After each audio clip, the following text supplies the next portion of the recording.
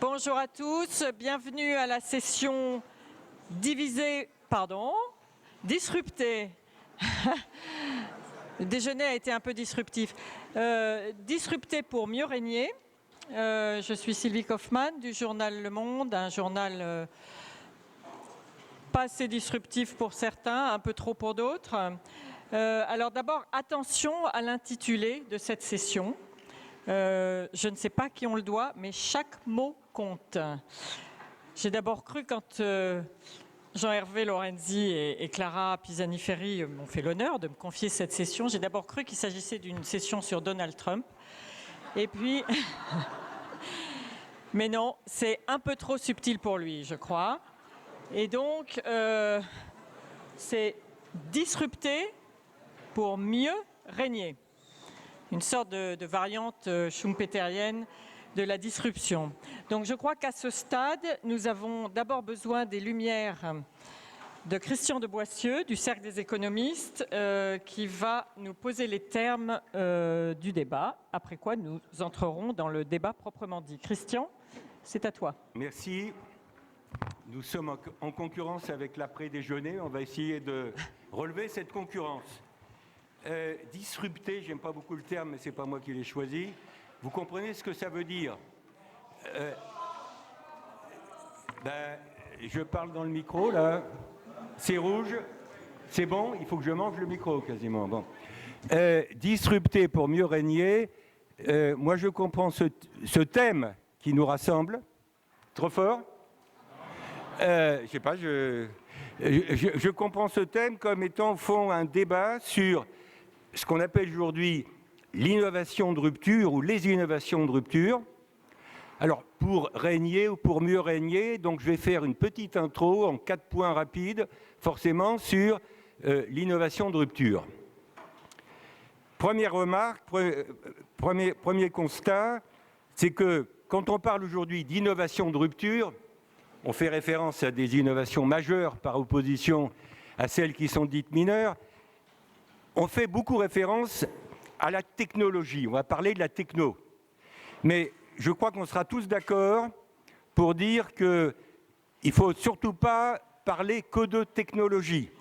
Le sujet de cette table ronde, c'est de situer les ruptures technologiques dans un contexte, j'allais dire, social et sociétal, parce que l'innovation, c'est à la fois des nouvelles technologies, ce sont des nouveaux produits, et puis ce sont surtout des nouvelles formes d'organisation.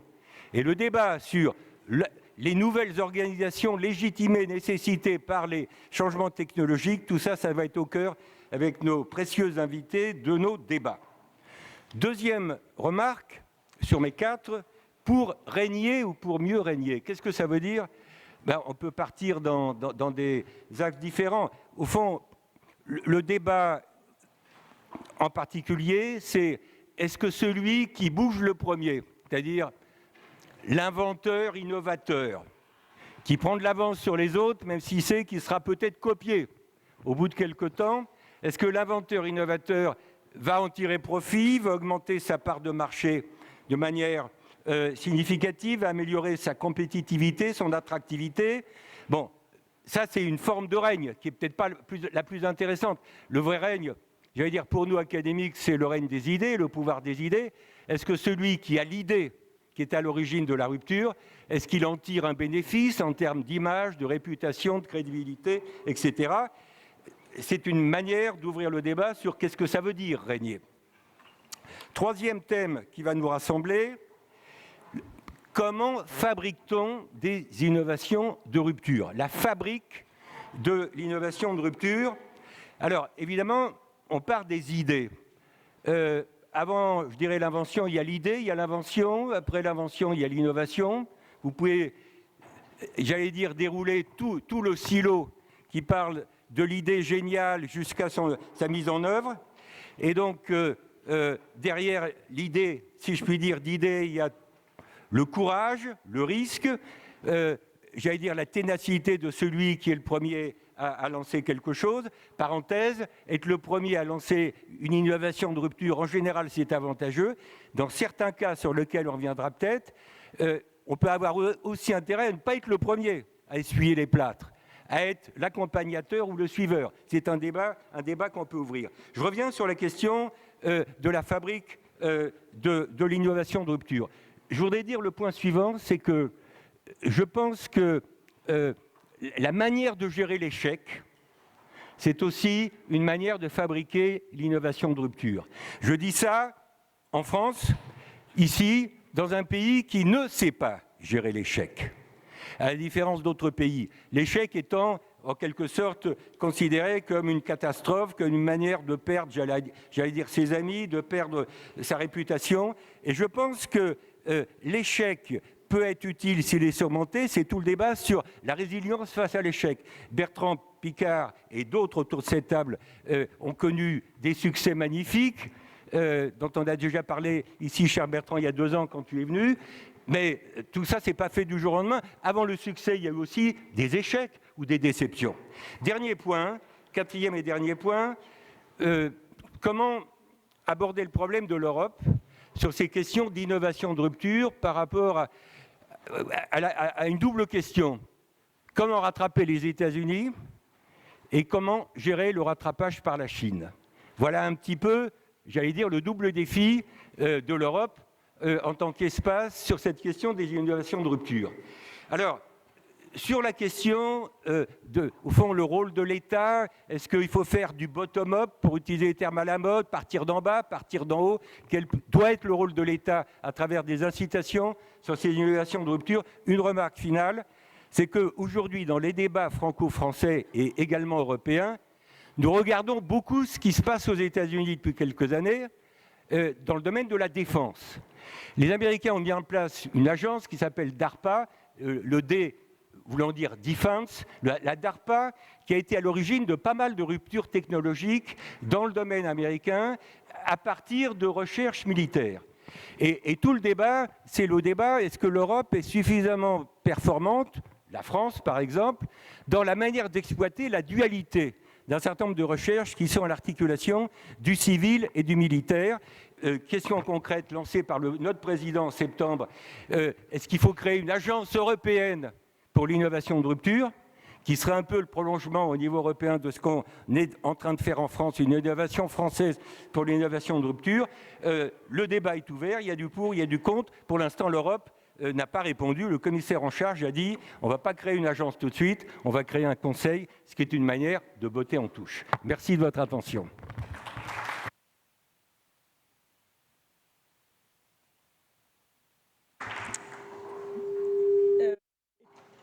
Merci beaucoup Christian. Alors je me tourne d'abord vers Bertrand Piccard, maître de l'innovation de rupture et de la disruption technologique et sociétale avec Solar Impulse. Alors expliquez-nous qu'est-ce que ça implique comme mode de pensée, l'innovation, la disruption, quelle qualité faut-il avoir?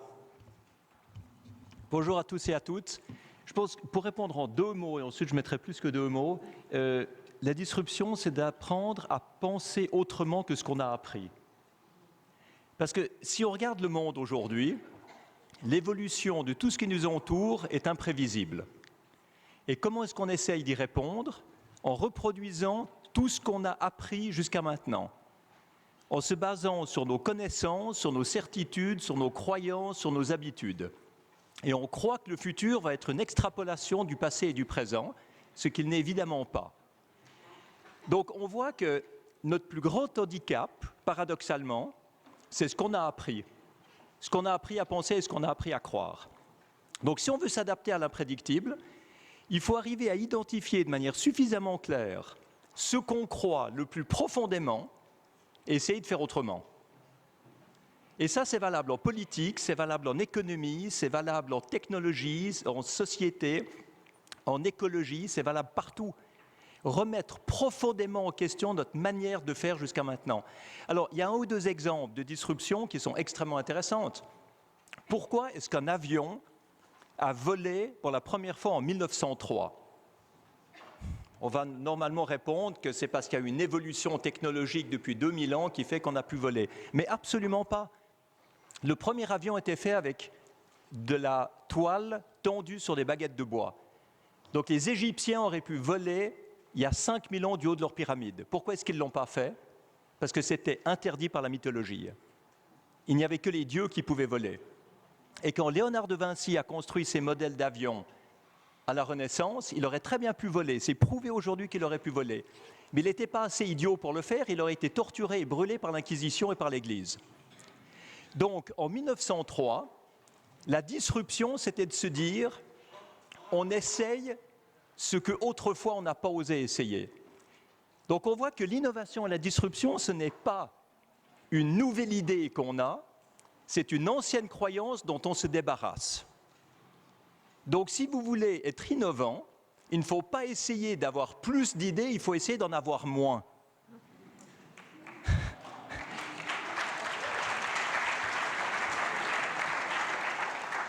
Ça vous rend beaucoup plus ouvert, à la nouveauté, vous aurez l'esprit et le cœur beaucoup plus libres.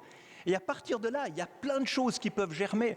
Et évidemment, vous allez contre un grand nombre de dogmes.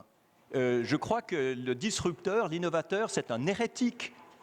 C'est un hérétique au sens étymologique. C'est quelqu'un qui se donne la liberté de penser autrement que l'ordre établi. Out of the common assumptions, comme diraient les Américains. Alors, l'exemple de Solar Impulse est un beau reflet de ça. Quand j'ai été proposé la construction de cet avion aux constructeurs aéronautiques, ils m'ont dit « c'est impossible, vous n'aurez jamais assez d'énergie solaire pour pouvoir voler jour et nuit avec un avion. » Alors ça, c'est un fait. On ne va pas se battre contre un fait. On va essayer de voir comment changer le paradigme. Et le paradigme, c'est si on n'a pas assez d'énergie pour voler, eh bien, il faut créer une efficience énergétique telle que l'avion peut se contenter du peu d'énergie qu'on a. Donc, il a fallu développer, avec des partenaires comme Solvay, Jean-Pierre Clamadieu qui est là au premier rang, développer un avion suffisamment léger, avec des nouveaux matériaux pour se contenter de l'énergie donnée par le soleil. Et qui a accepté de construire cet avion, puisque le monde aéronautique savait que c'était impossible? Eh bien, quelqu'un qui ne savait pas que c'était impossible, c'était un chantier naval. Donc, le premier avion qui a volé perpétuellement a été construit par un fabricant de bateaux. Ça, je crois que c'est un bel exemple de disruption où on va vraiment contre l'ordre établi, contre ce qu'on croit. Et c'est seulement à ce moment-là qu'on réalise que l'impossible n'est pas dans la réalité, l'impossible est dans notre tête, ce qu'on a appris jusqu'à maintenant. Et c'est pour ça que c'est passionnant d'innover et d'être disruptif. C'est parce que ça nous oblige à abandonner énormément de lest qui nous empêche d'avancer et pour nous ouvrir à l'inconnu. Donc le processus d'exploration se retrouve à l'état pur dans l'innovation et dans la disruption. Bravo. Bravo.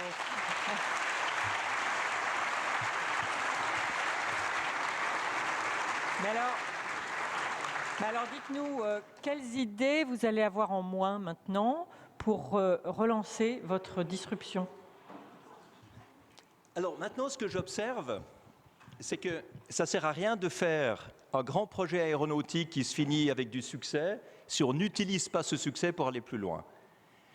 Et ce que je remarque, c'est que la majorité des chefs d'État et des chefs d'entreprise à qui je parle de protection de l'environnement me disent « ça devrait être fait, mais c'est trop cher. » Et on n'a pas les moyens de le faire. Donc ça, c'est le paradigme d'aujourd'hui.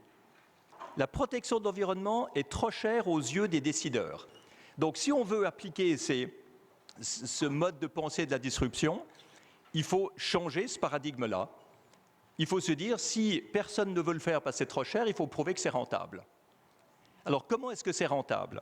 Donc nous avons décidé maintenant avec la Fondation Solar Impulse de sélectionner 1000 solutions qui sont des produits, des technologies, des processus, mais 1000 de ces solutions qui peuvent protéger l'environnement de façon économiquement rentable. C'est-à-dire qui créent des emplois, qui donnent du profit à ceux qui le font et qui donnent du profit ou des économies à ceux qui les consomment. Et nous allons labelliser ces solutions pour les amener aux chefs d'État en leur disant « vous pensiez que c'était cher? Eh bien non. Vous pensiez que c'était facile? Non, pardon. Vous pensiez que c'était difficile? Eh bien non, c'est facile. Elles existent. Il y en a 1000 aujourd'hui qui vont sortir des startups et qui, grâce à vous, pourront arriver sur le marché, mais à condition de tirer l'innovation également par un cadre légal disruptif, plutôt qu'en poussant simplement avec des subsidies, des subventions. Parce que ça aussi, c'est un paradigme d'aujourd'hui. On croit que l'innovation et la disruption, elle va être atteinte en poussant avec des subventions, des concours, des récompenses, des prix pour les startups. Mais très souvent, on ne sait pas où ça aboutit, toutes ces innovations. On a un brevet qui est déposé et personne ne l'utilise. Alors que si on a des chefs d'État qui créent un cadre légal moderne, créant une nécessité d'utilisation pour ces nouvelles technologies, elles vont être aspirées, elles vont être tirées vers le marché.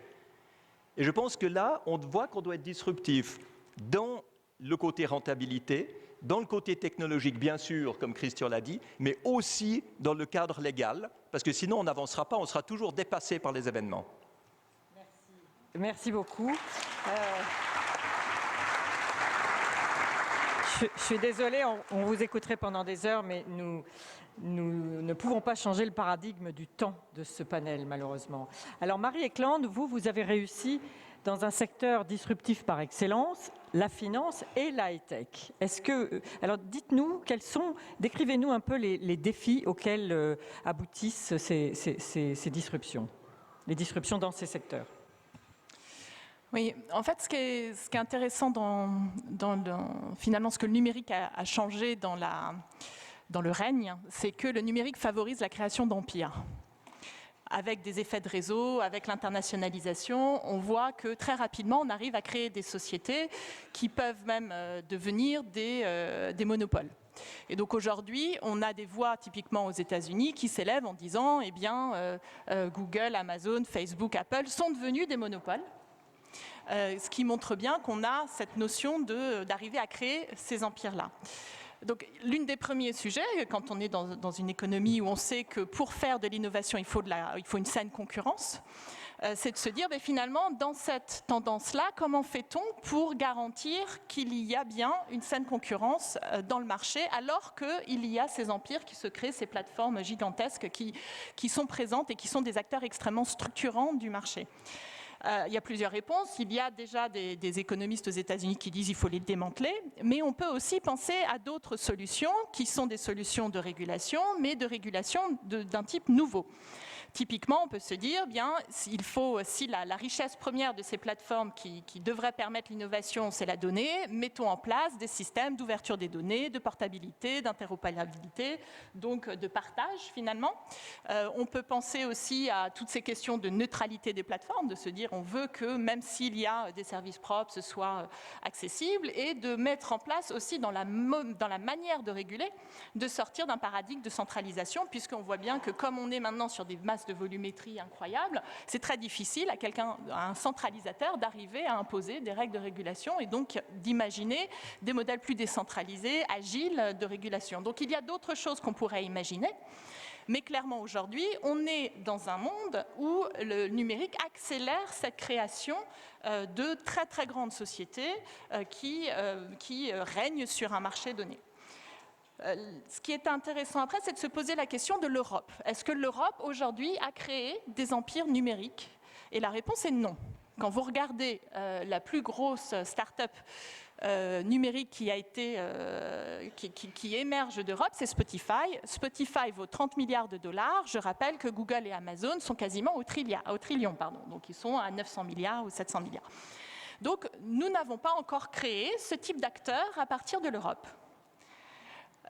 L'une des raisons, disons-nous, qu'est-ce qu'il faudrait pour mettre en place un écosystème qui le permette ? Et je pense que dans ce cadre de réflexion-là, c'est extrêmement important de se poser la question de nos dépendances. Et aujourd'hui, ce dont on se rend compte, c'est que d'un point de vue technologique, nous sommes extrêmement dépendants des infrastructures américaines. Si on arrête Visa, Amex et Mastercard, l'économie européenne s'arrête puisqu'il n'y a plus moyen de faire une quelconque transaction. Spotify aujourd'hui repose sur des systèmes d'exploitation qui sont Android, qui sont iOS, sont distribués par des plateformes américaines, donc ils sont extrêmement dépendants d'infrastructures américaines. Donc nous n'avons pas d'indépendance technologique en Europe et on se pose la question de savoir si c'est un frein à la création d'empires numériques européens. Et l'autre chose aussi, c'est que nous n'avons pas d'indépendance financière. Il n'y a pas une volonté politique européenne de financer ce type de transformation économique à l'échelle à laquelle ça devrait être. Et donc, il me semble important de se poser la question de finalement, est-ce que nous devons être indépendants technologiquement comme nous sommes, comme nous avions la volonté d'être indépendants énergétiquement? Quelle est la stratégie finalement que l'on veut mettre en place si l'on veut arriver à créer ce type d'empire à partir de l'Europe, et quelles sont les dépendances qu'il nous faut peut-être pondérer pour y arriver?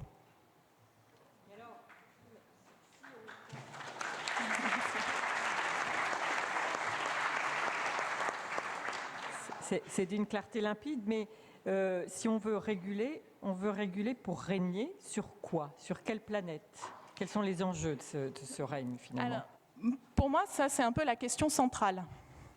Puisqu'aujourd'hui, quand on dit régner, finalement, en sous-entendu, la mesure de ça, c'est l'argent. C'est la puissance économique, c'est l'argent. Or, le vrai sujet, c'est que nous sommes dans une période qui est unique pour l'humanité, où on voit bien que sont mis en question à la fois nos modèles démocratiques, nos modèles éthiques, nos modèles sociaux, et bien sûr, qui est pour moi l'une des choses les plus importantes, notre capacité à établir un écosystème environnemental pérenne pour l'espèce humaine.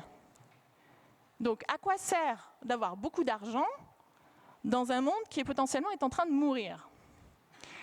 Donc, fondamentalement, la vraie question, c'est quelle est la société qu'on veut construire et comment est-ce qu'on règne finalement, ou est-ce que mieux régner, ce n'est pas de se dire, eh bien, essayons de rétablir des équilibres dans lesquels on voit bien que l'intelligence artificielle est en train de remettre en question tous nos modèles sociaux, parce que les gains de productivité qu'ils vont amener vont vraiment changer notre rapport au travail, vont changer la manière dont tout... finalement, dont la structure du marché du travail est établie. Qui va bénéficier de ces gains de productivité? Est-ce qu'on va arriver à les répartir? Est-ce qu'on va augmenter les inégalités sociales et ça ne va bénéficier qu'à certains? Et donc, est-ce qu'on va augmenter les inégalités sociales? Nous avons un réchauffement climatique qui est aussi potentiellement pour être amplifié par cette transition numérique. Je rappelle que la blockchain, l'énergie que ça nécessite, c'est l'énergie du Danemark. Donc, on est dans un système d'accélération qui, s'il ne prend pas en compte les limites et s'il ne raisonne pas plutôt dans un mode où ce qui est important, c'est de créer ces équilibres-là, je pense que ça ne servira pas à grand-chose de régner sur de l'argent d'ici une dizaine d'années, enfin d'ici plusieurs dizaines d'années. Et je rajouterais juste que moi, il y a quelque chose qui me frappe, c'est que dans tous les sujets de régulation, on parle souvent des sujets de régulation entre les hommes et les machines. Typiquement, il y a des grands débats aux États-Unis, savoir si est-ce que ce serait bien que ce soit des robots qui s'occupent des malades dans les hôpitaux ou des vieilles personnes dans les maisons de retraite. Et donc, comment est-ce qu'on régulerait ça? Mais pour moi, c'est un sujet qui est plutôt de régulation, enfin, c'est un sujet de relations humaines. Est-ce qu'on veut que nous, dans la société qu'on construit, ce soit des robots qui s'occupent de nos aînés? C'est ça la question, c'est une question sociétale. C'est donc l'une des choses. Et l'autre chose, c'est que dans tous ces sujets de régulation, on oublie un acteur qui est extrêmement important, puisque ça fait peur à tout le monde en se disant on est en train de devenir dépendant des machines.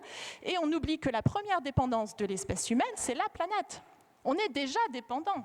On est déjà dépendant d'un écosystème naturel qui n'est jamais pris en compte dans tous les modèles de régulation. Et donc, il me semble extrêmement important de se dire, quand on réfléchit dans la régulation d'équilibre, quand on pense à des équilibres, il faut les raisonner entre les hommes, les machines et la planète. Voilà, merci. Merci Marie.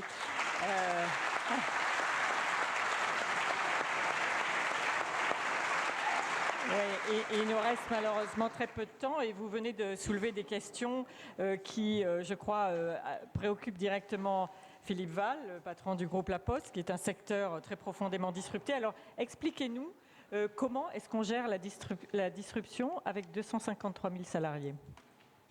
Je crois que mon intervention pourrait s'appeler « Chronique d'un disrupté ». Chronique d'un disrupté parce que, jugez-en avec ces chiffres, 18 milliards d'objets transportés en 2008, 10 milliards d'objets transportés en 2018. Donc la disruption, c'est d'abord un bouleversement technologique. C'est la technologie qui est à l'origine de cette onde de choc économique, social, intellectuel et même politique.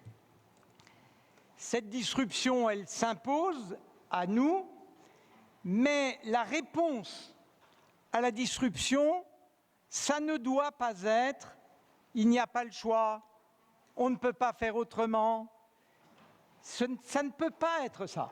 Ça ne peut pas être ça parce qu'à partir du moment où vous dites à des milliers et des centaines de milliers de personnes qu'il n'y a pas le choix, vous vous privez immédiatement d'une part essentielle de leur intelligence. La réponse, c'est donc pas de dire qu'il n'y a pas le choix. La réponse, c'est de dire qu'il faut se transformer pour répondre à la disruption. C'est la transformation d'une communauté humaine qui est la réponse la plus puissante à cette disruption que nous vivons.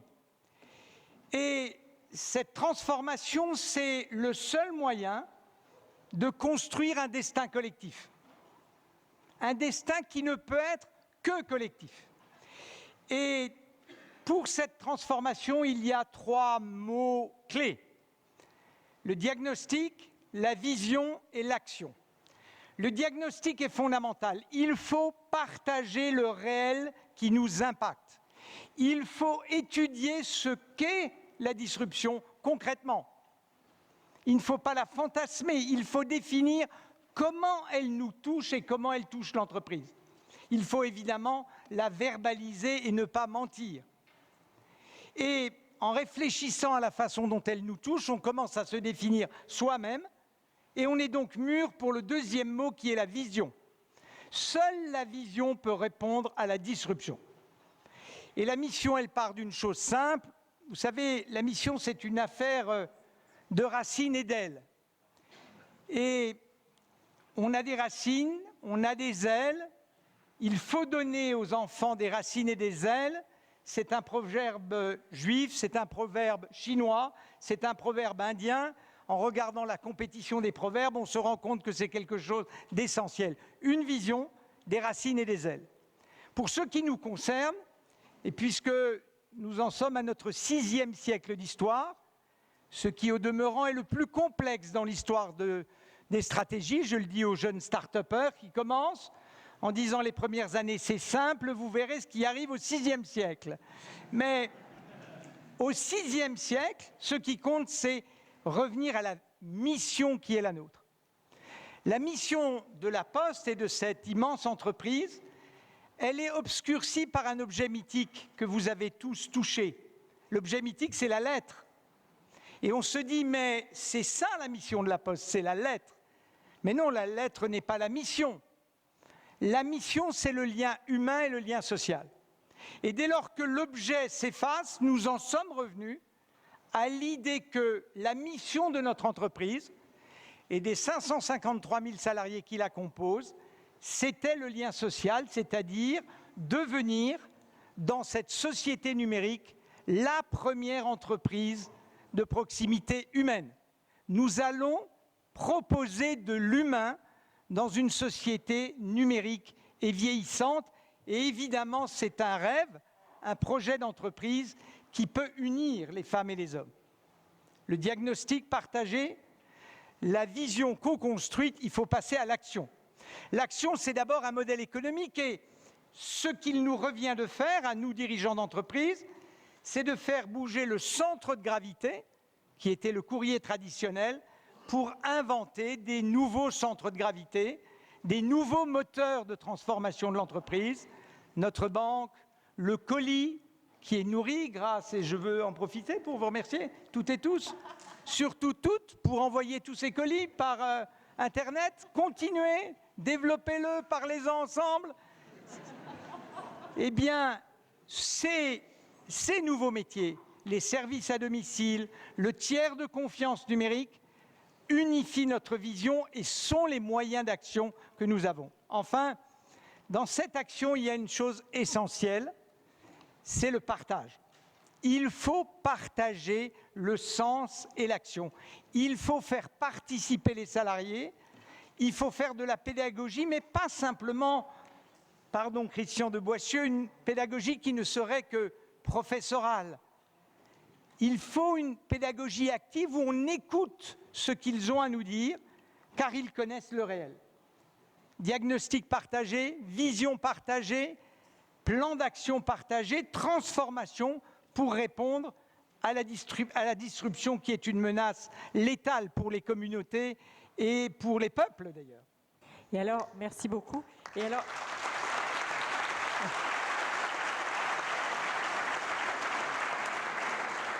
est-ce que c'est un modèle qui est transposable? Par exemple, ce que vous dites sur la lettre, est-ce qu'on peut imaginer ça, par exemple, pour le train ou d'autres secteurs où nous avons quelques problèmes? Je suis petit-fils de cheminot, et donc ça peut être transposé partout, mais au-delà même, dans toutes les entreprises. Plus vous êtes disrupté, plus vous devez vous transformer. Et si vous n'êtes pas très disrupté, sachez que vous le serez bientôt, et donc réfléchissez à la transformation à venir. En permanence, réfléchissez à la transformation. Si on ne fait pas que ça, on ne fait jamais assez de stratégie. Il faut faire de la stratégie en permanence. Donc celui qui n'est pas disrupté aujourd'hui le sera demain. Et écoutez ce que nous a dit Marie, les entreprises impériales qui sont des disrupteurs, ils vont être disruptés, soit par d'autres entreprises, soit, je l'espère, chère Marie, et vous pouvez y contribuer, par l'action des régulateurs. Et donc il faut se préparer à la disruption, bien sûr, et répondre à la disruption par la transformation. C'est ça la bonne réponse. C'est ça la bonne réponse. Merci beaucoup. On va avoir le temps peut-être pour une ou deux questions. Une question en 2 minutes. Mais j'en ai une un peu joker parce que j'ai peur que vous ne la posiez pas. Je voudrais poser une question à Marie. Est-ce que c'est disruptif d'être une femme dans ce secteur? C'est disruptif d'être différent, et moi en tant que femme dans un monde d'hommes, j'étais différente. Et ce que ça veut dire, puisqu'en fait moi j'ai passé, je pense à peu près les 15 premières années de ma vie en étant la seule femme dans une pièce, quoi, c'est que d'abord, c'est à la fois positif et négatif. C'est-à-dire que la première chose, c'est que comment est-ce que moi j'ai acquis une légitimité? C'est que j'ai dû travailler beaucoup plus. Parce que j'étais par nature questionnée en tant que ma présence dans la salle. C'est injuste, c'est différent, c'est une exception, donc ça vient d'où? Donc il y a un premier sujet qui est d'acquérir la légitimité. Après, il y a un deuxième sujet qui est qu'une fois qu'on l'a, on marque les esprits puisque par nature, on est différent. Donc ça peut devenir un plus, mais à condition, et là où moi, je dirais que c'est disruptif, c'est que je n'ai jamais eu de rôle modèle. Moi, il y a des rôles modèles de capital risqueur masculin, Marc Andreessen, Ben Horowitz, Mike Moritz chez Sequoia. Je m'en ai jamais eu. Je ne sais pas ce que c'est que d'être une femme capital risqueuse. Je n'ai pas le mode d'emploi de ce à quoi il faut ressembler. Et donc, du coup, j'ai posé des questions au fondamental. Au début, moi, je veux le faire comment? Je pense qu'il faut faire... Quel est ce métier? Et donc, c'est en posant des questions qu'on revient à l'essentiel. On se pose les questions au fond du fond de ce qu'on veut faire et qu'on est disruptif. Merci. Alors, une question ici, s'il vous plaît. Et puis, je crois que ça sera tout. Je le crains, oui, pour la... Bonjour messieurs, dames, mon nom est Fernand Danan, je suis pilote de ligne Airbus 340. Je m'adresse à Bertrand Piccard, entre autres, et pour lui demander s'il n'a pas exploré pour les financements avec les chefs d'État ou les premiers ministres des différents pays l'idée de crypto-assets avec une ICO, Initial Coin Offering, voilà, et donc qui pourrait, disons, générer des flux énormes. Voilà, nous en avons développé une orientée sur le football et nous avons signé plusieurs contrats au Brésil il y a 3 semaines. Voilà. Merci, Bertrand Piccard. Vous savez, je suis hyper fier parce que j'ai appris récemment ce que c'était qu'une ICO. Et comme ça, j'arrive à comprendre ce que vous dites.